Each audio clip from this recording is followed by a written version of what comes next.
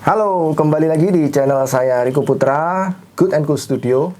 Dan hari ini saya akan podcast dengan topik ya, masih podcast ya. Kalau biasanya saya buat produk-produk video musik, dan saya sekarang lagi pingin mencari topik-topik baru gitu. Kebetulan hari ini aku udah sama Tina, nanti dia akan jadi narasumber ya. Jadi di topik hari ini kita akan bahas tentang toxic relationship.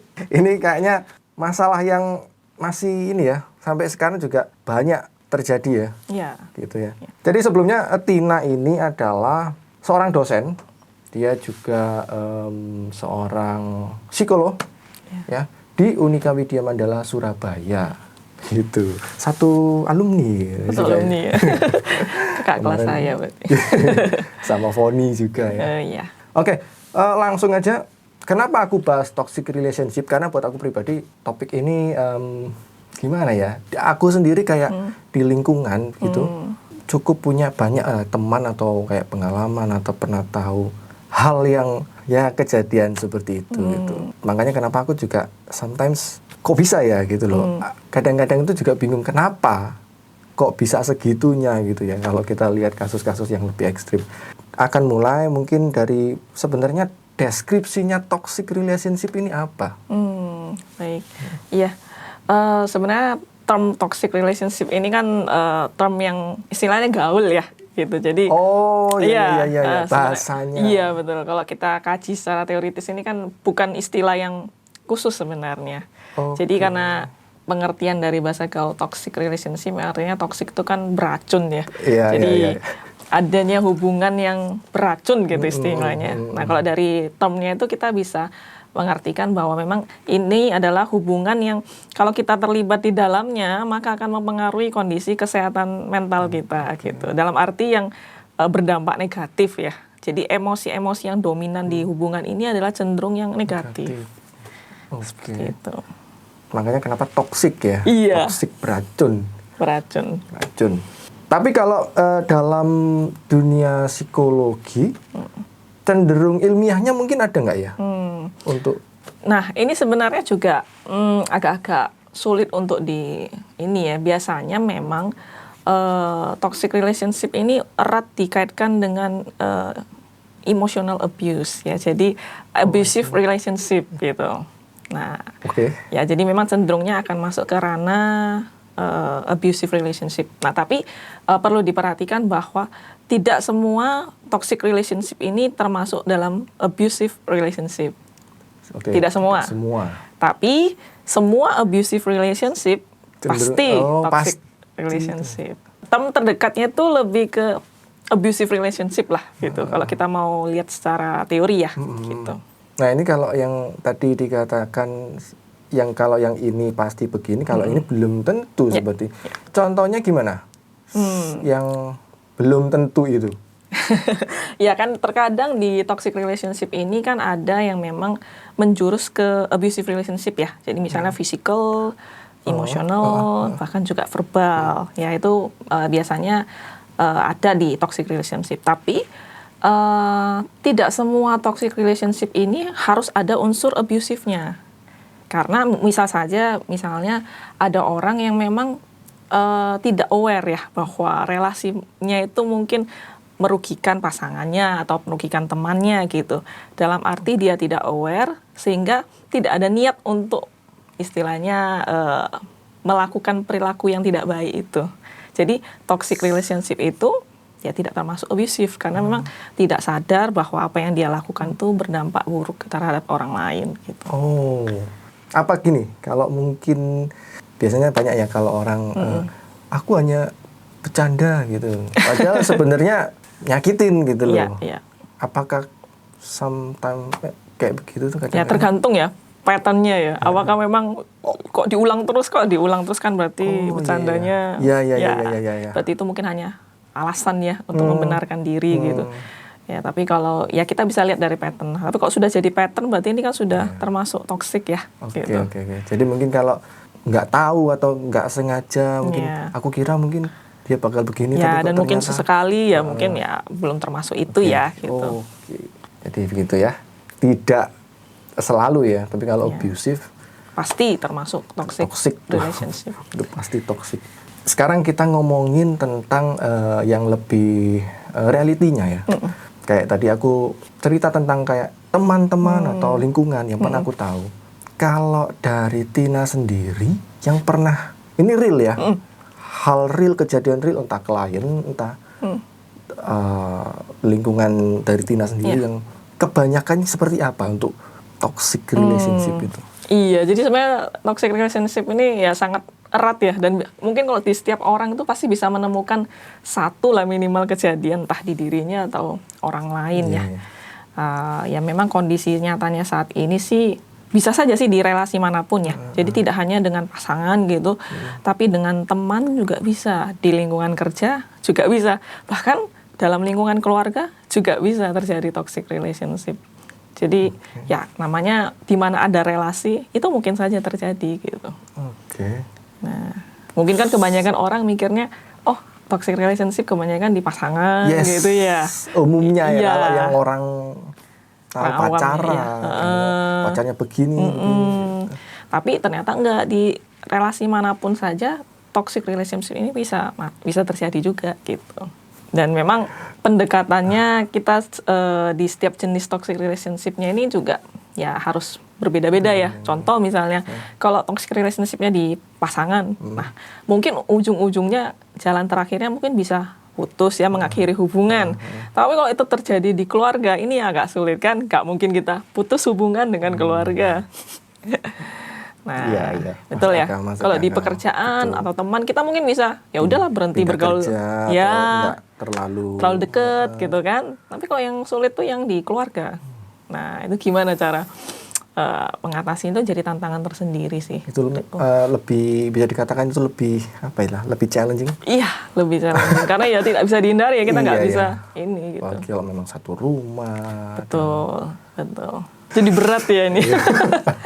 Tapi memang ini hal yang aku rasa memang penting ya untuk orang tahu. Kadang kita tuh nggak menyadari masalah-masalah ini. Gitu. Benar. Nganggapnya hanya sekedar ya dilaluin aja. Kayak kalau kata Foni kemarin juga, kadang kita itu nggak tahu kalau hal itu mempengaruhi kita gitu nantinya. Tapi kita kan cenderung kayak ya sudahlah gitu ya sudahlah, jalani aja ya sudah. Padahal itu masalah yang tidak selesai dan sebenarnya harus diselesaikan. Benar. Maka itu dampaknya nanti ke depan tuh kayak ya itu mungkin mempengaruhi mental kita ke depan, membentuk kita menjadi sesuatu yang kita sebenarnya nggak pengen gitu. Iya benar. Menyeramkan sih sebenarnya ya. Makanya penting gitu untuk kita ketahui sejak dini kali ya. Toxic relationship ini apakah dia hanya terbatas gender gitu, usia atau kalangan bahkan? Iya. Sorry kalau misalnya kurang mampu atau orang yang lebih sangat mampu mungkin, atau juga kalau misalnya ada batasan itu. Ada perbedaannya nggak sih kalau dengan ini atau sama aja gitu?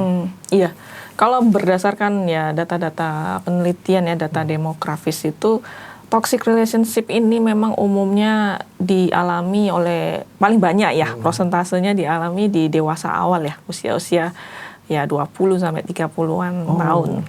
Itu paling banyak prosentasenya. Masa pacaran biasanya juga ya. Ya, kalau kita ya mengingat teori psikologi ya, teori perkembangan, mungkin Riko masih ingat teorinya Erikson ya, di usia-usia itu kan tugas perkembangannya terkait relationship ya. Betul. Nah, apakah akan intimacy versus isolation. Nah, itu. Jadi memang di sana yang paling banyak di rentang usia 20-an sampai 30-an. Itu kalau usia tahun. Ya. Usia. Kalau gender sebatas yang saya ketahui itu tidak ada yang terlalu timpang ya. Jadi laki-laki perempuan tuh juga sama-sama mengalami. Gitu. Sama juga ya. Sama. Berarti ini as a victim itu bisa cewek, cowok pun. Iya, juga bisa menjadi victim juga. Okay. Di mungkin belakangan ini ya, tahun-tahun terakhir ini ya. Kalau kita lihat 10-20 tahun lalu ya mungkin agak berbeda ya. Mungkin lebih banyak victimnya perempuan gitu. Tapi seiring waktu yang sudah berlalu ini, kita lihat sekarang hampir sama prosentasenya, tidak terlalu ada gap yang jauh. Itu dari jenis kelamin. Jadi siapapun, apapun jenis kelaminnya ya bisa juga mengalami itu ya. Bisa. Kalau dari kelas ekonomi itu Ya, yang kelas ya ekonomi. saya belum menemukan data ya. Tapi kalau kita lihat hanya dari data jenis kelamin yang tidak ada terlalu banyak gap, mungkin di kelas ekonomi juga tidak terlalu ada perbedaan yang besar juga. Masuk Karena akal sih. karena Masuk kan akal. ya kita bisa bilang kalau penyebab dari toxic relationship ini kan lebih ke kepribadian ya, kepribadian dari orang-orang yang terlibat dalam hubungan itu. Nah itu kan kalau kita berbicara kepribadian kan rasanya ya kayaknya di kelas manapun kayaknya juga akan mengalami hal yang sama mungkin ya. Betul. Tidak hanya di kalangan tertentu saja gitu. Itu dari orangnya gitu ya, Betul. dari personnya ya. Betul, karena kan banyak faktor ya membentuk kepribadian seseorang ya. Iya, gitu. betul sekali. Iya. Kalau masalah dari jenis pekerjaan ada nggak ya? Jenis pekerjaan. Misalnya mungkin apakah ini banyak terjadi di orang-orang dengan pekerjaan kantoran? Tuntutan ininya tinggi ya, stresnya mungkin ya. Iya, mungkin kantoran, mungkin dengan orang yang freelance atau apakah itu sama juga? Nggak ada. Sepanjang yang pernah. Kalau data sih belum ada ya, belum ada yang ini ya. Cuma yang saya baca ya. Tapi kalau memang saya rasa di tempat pekerjaan yang memang tingkat stresnya tinggi gitu ya, tuntutannya tinggi, mungkin saja akan rawan terjadi ya. Jauh lebih. Ya kan berinteraksi dengan orang lain ya. Kalau memang kerja sendiri freelance tidak terlalu sering bertemu orang ya, mungkin ya resikonya juga lebih rendah. rendah. Tapi selama melibatkan interaksi dengan orang lain gitu, apalagi tekanannya, pressure-nya juga tinggi gitu kan. Tiap hari bertemu. Betul. Pernah seperti yang mungkin saya pernah ketahui gitu ya, seseorang yang bekerja di bagian produksi pabrik. Nah di sana kan tekanannya tinggi ya. Nah, dalam arti kamu kalau nggak bisa produce targetnya segini sehari, ya kan dimarahin gitu kan. Itu kan mempengaruhi banyak hal. Produksi itu kan juga ada beberapa, ya tergantung barang produksi ya. Misalnya ada beberapa tahapan. Kalau macetnya di kamu, kan berarti mempengaruhi yang lain. Nah efisiensi, efektivitas produk itu jadi nggak berjalan lancar. Sehingga ya seperti yang misalnya supervisor atau kepala timnya itu pasti akan marah-marah gitu. Ya akan ayo. Benar. Ujung-ujungnya mungkin keluarnya verbal ya, verbal abusive gitu. gitu. Apa gitu ya biasanya gitu. Iya gitu. Jadi ya tergantung pressure dari pekerjaannya juga gitu. Termasuk mempengaruhi ya berarti. Termasuk bisa jadi mempengaruhi. Wih. Kalau tadi kita ngomongin bahwa ini berhubungan dengan personal ya atau apa? Kepribadian. Apakah ini bisa diatasi, disembuhkan, dihilangkan bahkan atau yang dihilangkan nih apanya? Toxic relationship-nya? Sikap melakukan itu loh gitu.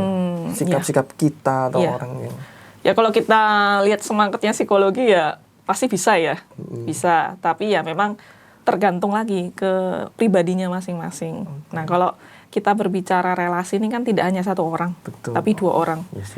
Nah, katakanlah mungkin saya ngambil contohnya dalam relasi ya, relasi yang mungkin pacaran misalnya. Yang lebih gampang aja deh. Lebih gampang ya. Nah, tapi ini sebenarnya juga berlaku juga lah untuk pertemanan dan keluarga.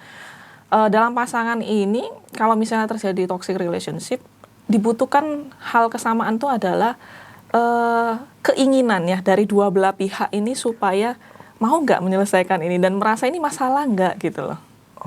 Itu harus pertama kali disadari dulu. Yes. Nah, kalau misalnya salah satu merasa, ini ada masalah nih, tapi yang satu it's okay, no problem gitu kan, nggak ada masalah kok gitu loh. Masalahnya kamu gitu misalnya kan. Malah mengintimidasi seperti itu ya tentu tidak akan pernah ada kesepakatan ya. Betul.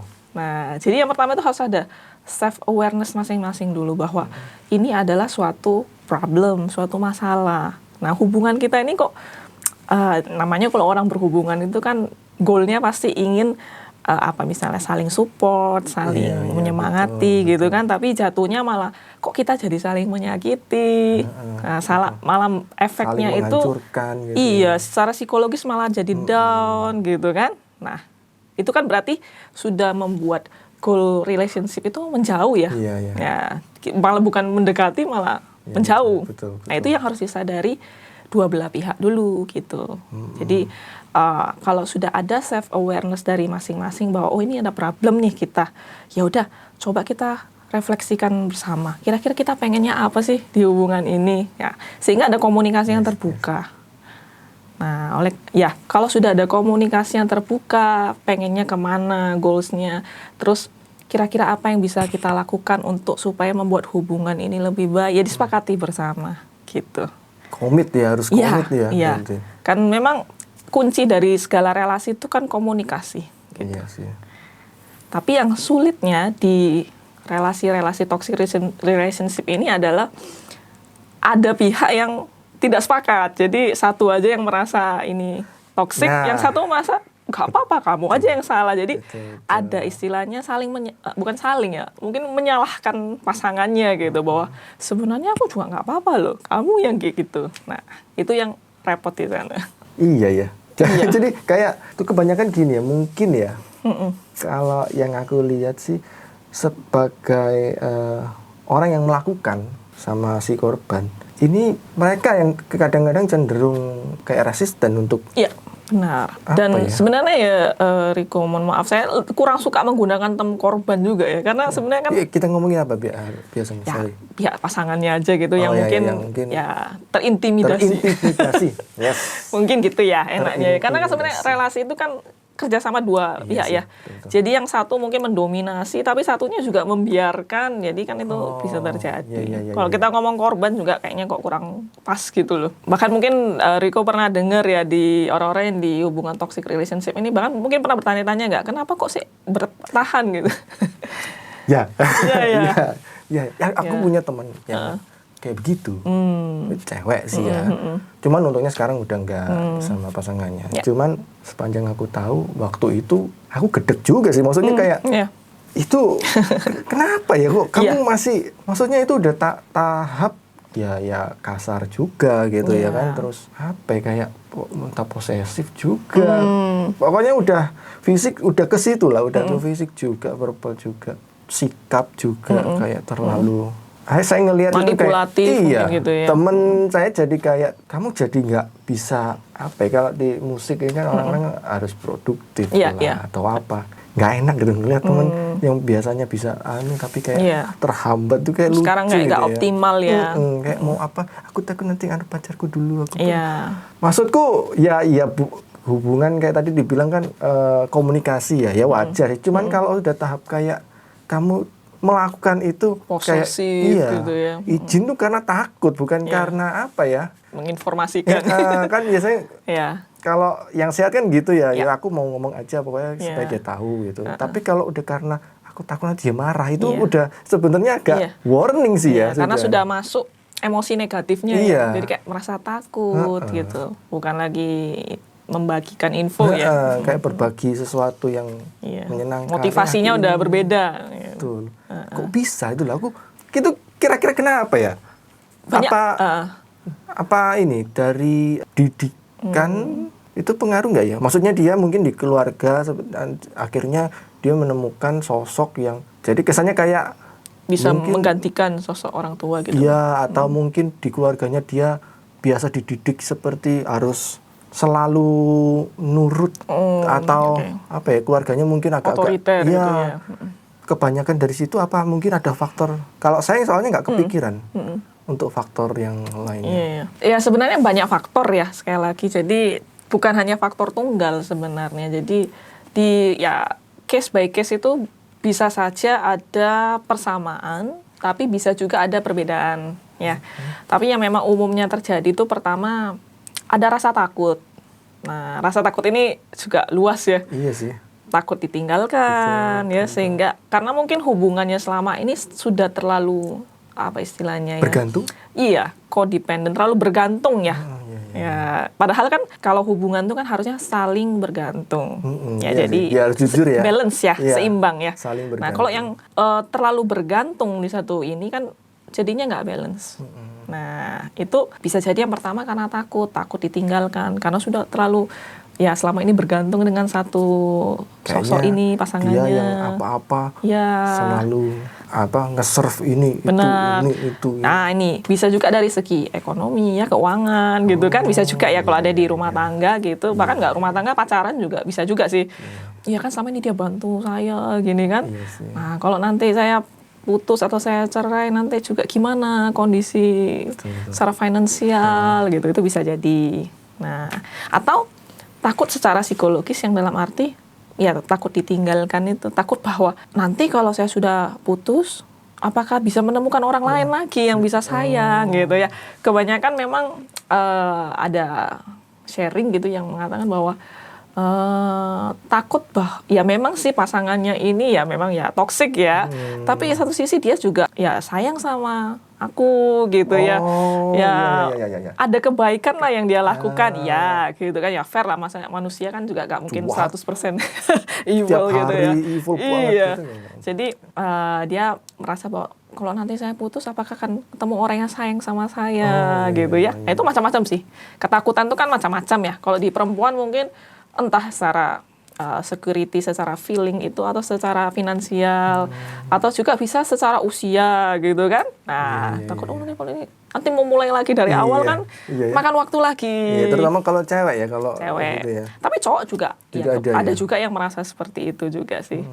Nah, itu jadi ada yang di latar belakangi rasa ketakutan kayak gitu. Ada yang mungkin bertahan karena nggak aware ya, saling nggak aware bahwa ini toxic, ada juga. Nggak sehat udah gitu. Tapi mereka nggak merasa bahwa ini sepenting itu harus untuk untuk diselesaikan gitu. Nah, kadang ada defensifnya dari mereka itu, ya namanya hubungan kan ya, pasti ada tengkarnya, ada ininya gitu ya, dijalani aja gitu.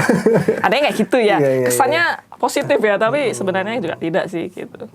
Karena kan masalahnya, ya itu kayak tadi yang dibilang Tina kan pattern itu kalau udah ya namanya manusia oke lah sekali 2 kali orang nggak tahu, akhirnya kan mungkin dari situ harusnya ya kita kan belajar, aku nggak suka, dia nggak suka.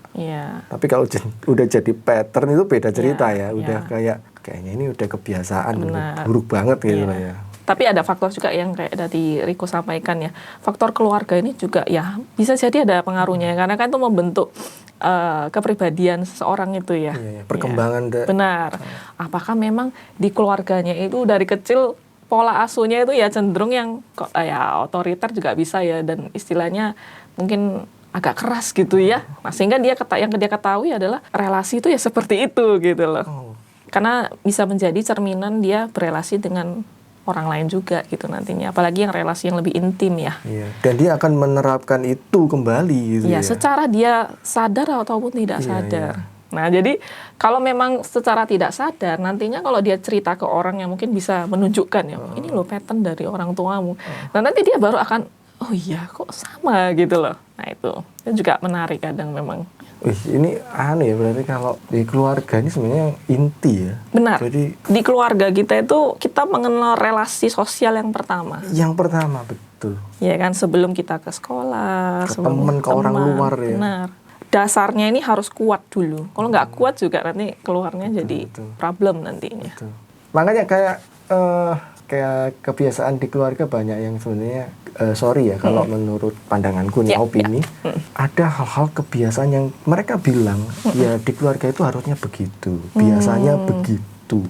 Itu sebenarnya nggak bener, nggak tepat atau bahkan nggak bener. Contohnya misalnya kayak ini simple, ada adik tengkar sama kakak, misalnya masih kecil kan, biasa kan main. Biasanya kalau orang tua tahu nanti ada adiknya mungkin yang nangis atau ngerasa mainannya direbut sama kakaknya misalnya gitu. Ini umum ya sebenarnya banyak. Terus biasanya orang tua itu kayak kamu ngapain misalnya gitu ya, ngapain, tapi ujungnya udah kalian saling maaf-maafan. Nah, ini sebenarnya salah. Maksudnya aku ngerti maksudnya baik sih, tapi kayaknya salah deh. Makanya konsep orang minta maaf dan memaafkan itu kan orang yang bersalah, yang menyadari kesalahannya, meminta maaf karena dia sudah melakukan atau membuat sedih atau membuat orang yang disalahi tersebut. Dan sebaliknya kan, orang itu orang yang memaafkan ngelihat ketulusannya, oh iya dia sudah sadar dan dia mau untuk mengakui kesalahannya, maka aku memaafkan. Tapi konteksnya kalau saling memaafkan ini kan aneh. Itu sering loh. Betul. Makanya terbawa di guru juga. Bener. Ya kan, ada murid tengkar gitu. ayo Salaman. Ya, salaman yang sudah saling maaf-maafan. Nggak bisa. Iya. Yang benar ya yang siapa nih yang salah? Iya. Itu konsep itu supaya nggak dibawa sampai gede. Kan bahaya. Bayangin ya, dari kecil udah digituin ya. Berarti dia udah ketanam nih bahwa kalau siapapun yang salah nggak peduli, siapapun yang hancur nggak peduli, pokoknya selesai hilang. Padahal nggak seperti itu loh. Benar. Jadi mempersempit dan mengurangi makna dari minta maaf gitu ya. Itu apa gunanya? Benar. Gitu loh. Jadi aku makanya nggak setuju dengan hal-hal kayak begitu. Benar kalau yang tadi dibilang memang dimulai dari keluarga, karena asalnya itu biasanya dari situ. Benar. Keluarga, sekolah, udah dua itu. Benar. Makanya kalau ini buat mungkin kalian ya yang mungkin udah punya anak atau punya adik, kalian orang tua gitu ya, ini penting. Jadi budaya maaf memaafkan itu konteksnya itu harus tepat, harus jelas gitu. Jadi jangan yang nggak salah suruh minta maaf itu aneh. Ngapain dia minta maaf? Iya. Gitu loh. Sedangkan yang harusnya menyesal ya yang melakukan kesalahan supaya dia nggak mengulangi kesalahan tersebut. Iya. Gitu. Supaya dia tahu ya, Iya. letak kesalahannya di mana gitu. Karena nanti kan kebalikan. Benar. Nanti dia besarnya dia kan berpikir bahwa ya aku nggak salah-salah juga kok. Toh dia nanti orang-orang juga akan minta maaf ke aku. Berarti kan kesalahan itu bukan sesuatu yang gimana ya? Iya. Nggak harus aku sesali deh gitu loh. Benar. Kacau deh. Iya, dan itu memang berdampak kedua belah pihak ya. Apalagi mungkin kok di keluarga-keluarga yang kebanyakan, loh kamu kan kakak, ya udah ngalah dong gitu kan sama adikmu. Nah itu yang juga jadi problem juga sebenarnya. Karena dia sebagai yang lebih muda atau lebih tua tidak ada kewajiban bagi dia untuk harus mengalah sebenarnya. Iya, sebetulnya betul. Iya. Harus tahu konteksnya itu gimana Iya, gitu. betul. Kasihan juga entah adik kakak itu bukan ya itu stigma ya kayak biasanya. Benar. Jadi memang tapi ya memang tidak semua buruk ya. Memang kalau yang baik ya tetap dipertahankan, tapi kalau yang ya kurang tepat tuh ya mungkin harus dikaji ulang gitu. Betul. Supaya nanti next ke keturunan berikutnya nggak terjadi kesalahan. Diturunin lagi. Aduh, Iya, kasihan loh. Oke, wah. Seru nih ya. Karena topik toxic relationship ini sangat umum lah. Iya. Aku yakin sih banyak orang yang noleh kanan kiri ngelihat gitu loh ya, tahu siapa. Oh iya pernah ketemu. Sekarang kita masuk ke pertanyaan yang terakhir ya. Kalau biasanya terapinya itu seperti apa? Biasanya karena yang terlibatnya ada lebih dari satu orang ya, dalam hal ini mungkin pasangan ya, berarti dibutuhkan couple terapi ya, terapi pasangan gitu. Entah nanti pendekatannya apa ya, tergantung lagi kebutuhannya. Karena kan sebenarnya tujuan dari couple terapi ya atau terapi pasangan ini adalah yang pertama, dalam relasi kedua pasangan ini gitu ya, bisa saja mungkin salah satu atau keduanya itu punya problem psikologis. Ya, ada problem psikologis yang mungkin perlu penanganan.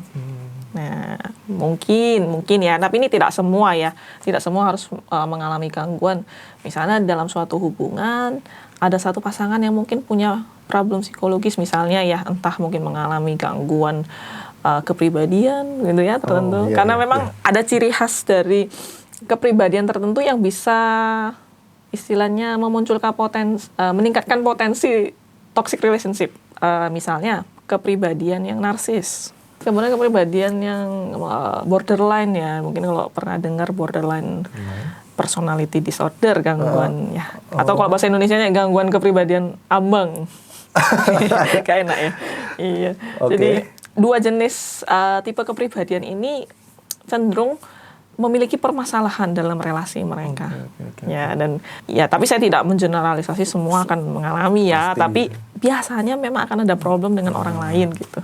Nah, bisa saja kedua yang mengalami gangguan kepribadian seperti ini, chance-nya untuk masuk ke dalam toxic relationship ini ya lebih besar dibanding yang mungkin kepribadian yang lain ya. Nah, tadi ini aku kok tertarik sama yang kalau kepribadian narsistik. Iya, narsistik. Ini gimana nih? Apa yang membuat ya? Iya, aku kurang jelas nih. Tapi narsis ini bukan sekedar narsis yang mungkin dalam arti bahasa awam ya, narsis gitu, enggak ya. Tapi memang dia sudah termasuk gangguan kepribadian narsisistik. Jadi kalau orang tipe kepribadian narsisistik itu kan dia merasa bahwa dialah yang paling wah gitu ya.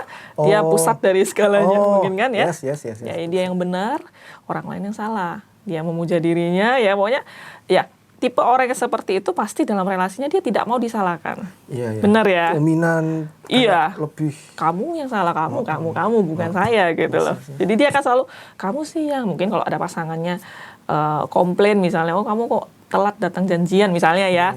Nah ujung-ujungnya nanti dia bisa membalikkan keadaan ya. Kalau istilahnya kekinian sekarang ya gaslighting ya. Jadi gaslighting guys. Ya, pernah dengar Yes. Ya. Dimanipulasi lagi, dibalik lagi. Loh, kamu yang salah. Harusnya kamu juga janjian di saat aku begini-begini. Nah, gitu loh. Iya. Nah, itu tipikal orang-orang yang memiliki gangguan kepribadian narsistik. Dia akan cenderung seperti itu. Oke. Nah, kalau jenis gangguan kepribadian yang lain itu kan yang borderline personality disorder ya, atau biasa disebut BPD. Ini ditandai bahwa karakteristik orangnya ini emosinya labil. Ya, jadi bukan seperti mood swing yang umum pada ya yang normal ya. Jadi mood swingnya itu intens ya. Jadi intens dan sangat fluktuatif ya. Jadi nah, bisa dibayangkan ya kalau kita bertemu dengan orang yang seperti itu dan dia juga belum bisa meregulasi emosinya dengan baik. Bisa kapanpun seketika. Ya, tergantung ya pemicunya lah. Tergantung apapun pemicunya. Bisa membuat dia langsung jadi bereaksi. Mungkin hal kecil tapi bisa membuat dia jadi entah terlalu marah atau terlalu down gitu ya. Nah, kemudian kondisi yang nanti akan menyakiti diri sendiri, yaitu itu ciri khas dari gangguan kepribadian borderline ini gitu.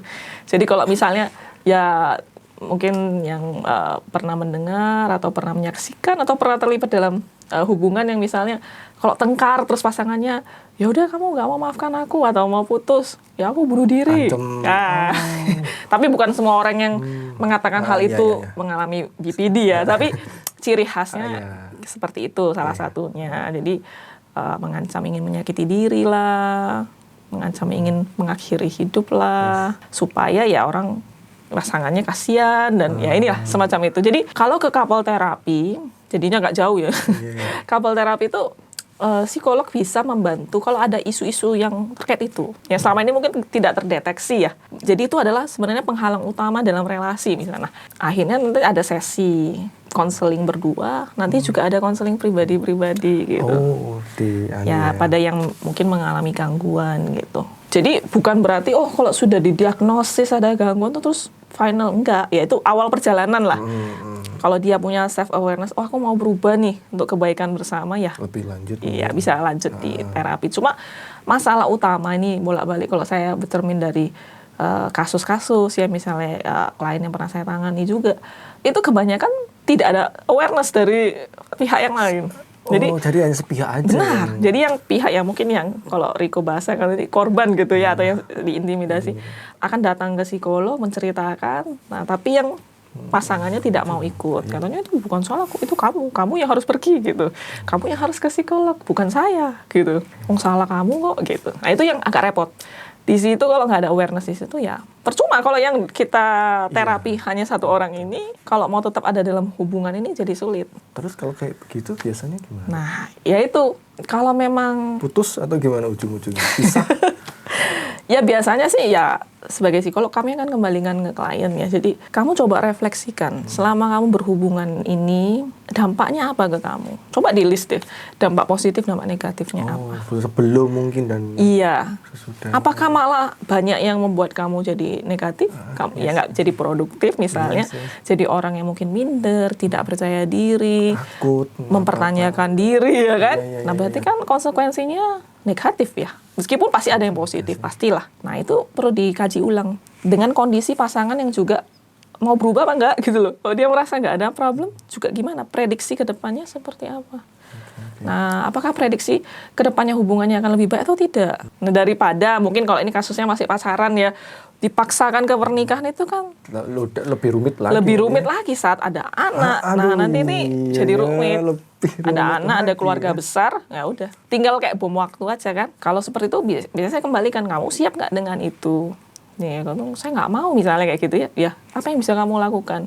Ya kamu harus keluar dari hubungan ini gitu. Iya. Nah, tapi kalau kondisinya, pasangannya juga, oh ya saya merasa ada problem juga nih gitu. Itu mau ada. Yang karena jujur aja kalau aku kan nggak pernah untuk kayak Tina sendiri ya, secara real kasus di lapangan. Cuman kalau aku berpikir logika, kok kayaknya cenderung nggak mau ya. Betul. Ya jadi kalau katakan ya ini hanya kasaran, misalnya 10 kasus gitu ya, mungkin yang mau mengatasi mungkin cuma satu gitu mungkin ya, tapi saling komit gitu ya. Benar. Hanya mungkin satu. Yang lainnya cenderung ya nyalahin satunya. Tidak mau. Ya, jadi ya mau tidak mau kalau ini dalam relasi pacaran ya lebih mudah ya untuk mendorong supaya mengakhiri hubungan. Untuk menyelesaikannya gitu ya. Benar. Tapi kalau udah pernikahan ini yang sulit ya. Ini yang. Tapi itu pun juga change-nya tetap ada ya untuk kayak misalnya bisa maksudnya ada perbedaan change nggak ya? Kalau yang menikah. Kalau yang menikah ini kayaknya kan soalnya lebih. Benar. Lebih karena sudah ada komitmen ya, dan ya kalau ini kita membawa agama gitu ini apalagi ya tambah sulit. Jadi ya ini yang jadi entah kita bisa bilang ini bumerang juga ya. Baik ya memang komitmen seumur hidup, tapi satu sisi jadinya kalaupun ada permasalahan yang sudah tidak bisa diselesaikan, salah satu pihak ingin ini juga sulit ya. Betul sih. Jadinya bertahan di dalam toxic relationship ini demi the rest of their life gitu ya kan. Dan yang paling orang sering lupa ya, orang hanya mikir ya saya mempertahankan ini demi kan perintah Tuhan ya, harus bersama seumur hidup, sudah komitmen. Tapi yang orang-orang lupa itu sebenarnya adalah kalau ini melibatkan anak akan melihat relasi ini. Ini yang jadinya sangat rumit dan sangat disayangkan. Justru malah kasihan ya anaknya. Kasihan anaknya. Anaknya akan merasa, loh kok orang tua saya ini bertahan di hubungan yang seperti ini. Nantinya, kayak lingkaran setan. Benar. Bahkan banyak, ya ada klien saya yang beberapa itu, anaknya selalu ngomong, kenapa nggak cerai aja? Malah anaknya yang ngomong gitu. Wow. Karena, ya ini bervariasi ya. Dari anak yang mungkin masih SD sampai yang sudah kuliah gitu ya. Mereka reaksinya sama. Loh kenapa? Misalnya mama atau papa saya mau bertahan di hubungan ini gitu loh. Saya malah jadi takut berhubungan dengan lawan jenis misalnya. Jadi ini ada mindset seperti itu. Ini kan yang unfinished business ini loh. Iya. Jadi kalau memang orang bilang, ya ini kita nggak bisa pungkiri ya kalau di masyarakat kan, ya namun kalau kita broken home gitu ya, bercerai kasihan anaknya. Ya sebenarnya memang benar. Tapi kalau bercerainya baik-baik, bisa co-parenting bareng, itu kayak mungkin masih ada chance lebih baik ya. Daripada anak yang broken family gitu ya, hasil dari perceraian orang tua, dengan anak yang tetap utuh, tapi ya di dalamnya ada toxic relationship, sama aja dampaknya. Gitu loh. Bahkan mungkin lebih bahaya loh. Betul. Yeah. Kalau yang bisa co-parenting bareng mungkin masih oke gitu loh. Iya. Tapi kalau ini satu rumah tapi dengan kondisi. Iya, kondisi seperti perang dingin, perang dunia gitu kan. Anak juga akan belajar loh, hubungan tuh gitu ya. Harusnya hubungan tuh tujuannya untuk saling bahagia, saling support, saling tolong gitu kan. Kok jadi ini kok malah kayak gini gitu loh. Iya. Ya ini jadinya memang dampaknya kemana-mana gitu loh. Makanya kalau dalam relasi pacaran masih lebih gampang ya mendorong supaya ya udah kalau memang sudah tidak ada yang baik ya akhiri saja hubungan ini sebelum terlalu jauh. Semakin sulit lagi nanti. Betul. Tapi kalau udah menikah ini ya nggak sulit untuk memotivasinya ya. Satu sisi ya kita juga memikirkan ya dari kepercayaannya klien juga. Tapi satu sisi ya dampak itu loh terhadap anak. Kalau nggak ada anak mungkin masih gampang. Masih cenderung lebih gampang. Meskipun mereka udah married ya? Tapi kalau masih... Tapi kalau sudah ada anak itu yang sulit. Betul sih. Jadi kalau ke couple terapi biasanya kan akan dilihat dulu. Pertama, apakah ada gangguan-gangguan psikologi yang dialami salah satu pihak. Kalau ada ya mungkin itu juga bisa di ini ya. Kedua, membantu memperbaiki komunikasi pasangan. Nah, itu kan balik lagi tadi, dalam setiap relasi apapun, komunikasi itu yang nomor satu. Ya, kita nggak tahu ya, komunikasi orang itu kan Iya, jenis stylenya beda-beda ya. yes. Ada yang mungkin, loh pacaran kok gitu? Loh, tapi tergantung lagi kembali ke orangnya. Jadi terapis itu akan membantu, kalau komunikasinya kurang oke, ini yang akan diperbaiki di sini. Nah, dibimbing lah gimana sih cara komunikasi yang efektif kayak gitu. Kemudian ya itu yang ketiga itu menyadarkan sebenarnya ada nggak persamaan goal antara pasangan ini. Apakah yang satu pengen tetap bertahan dengan lebih baik atau ada yang satu yang merasa ya tidak ada apa-apa kok ya, nggak ada masalah, nggak ada awareness. Oke. Kan beda ya. Tujuan Iya, orang berelasi itu macam-macam ya. Betul sih. Ada yang pengen ya saling support, saling ini teman Ya, ya sampai mungkin lebih. ada yang cuma tuntutan sosial ya kan. Betul sekali. Iya. Orang tua bahkan. Benar. Saya nggak mau nikah tapi orang tua nuntut. Nah itu kan beda lagi. Ada lagi ya. Wow. Aduh, ini kayaknya sebenarnya nggak akan habis kalau nggak dihabisin ya. Iya. Cuman kayaknya udah cukup banyak yang kita share tadi ya, dari pengalaman dari Tina sendiri. Jadi ini semua yang kita omongin di sini bukan sesuatu yang myth, tapi ini real hal kejadian di sekitar kita. Dan ya mungkin saya cuma bisa pesan sebelum saya akhiri video ini ya, kita harus lebih aware kali ya. Terutama nih kalau kita ngomongin toxic relationship tentu ke diri sendiri. Karena kita cenderung banyak yang nggak menyadari hubungan kita ini sehat apa enggak sih gitu loh. Nah, kalian harus mulai untuk berpikir bahwa mengambil keputusan yang tepat. Jangan terlalu menggantungkan ke orang lain pada hal-hal itu destruktif. Kalian harus segera mungkin untuk menyadari itu. Kalau mungkin ya kalian nggak sanggup, ya kadang kita merasa berat untuk menghadapi sendiri, ya mungkin orang-orang seperti Tina mungkin bisa membantu gitu ya, sebagai psikolog ya tentunya akan memberikan saran. Jadi sekali lagi psikolog itu bukan apa ya istilahnya orang yang kayak mendikte ya, tapi justru akan menemukan dirimu, karena keputusan nanti harus kamu ambil oleh dirimu sendiri untuk lebih bahagia atau tidak. Oke, mungkin sekian itu untuk topik toxic relationship. Kali ini kita akan ngomongin topik yang berbeda di video yang berbeda juga. Jadi sekian dan terima kasih. Bye. Bye.